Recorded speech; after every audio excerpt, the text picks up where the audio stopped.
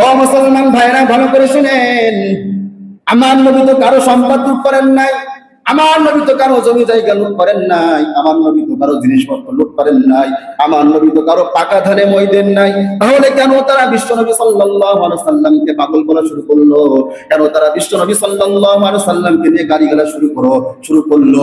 এর কারণ একটাই, এর কারণটা হলো বিশ্ব নবী সাল্লাল্লাহু আলাইহি সাল্লাম তাদের রীতিনীতির আদেশের বিপরীতে, তাদের বাপ দাদা ধর্মের বিপরীতে বিশ্ব নবী সাল্লাল্লাহু আলাইহি সাল্লাম আল্লাহর জমিনে আল্লাহ দাওয়াত দেওয়া শুরু করলেন। এই একটাই কারণ ছিল মূলত।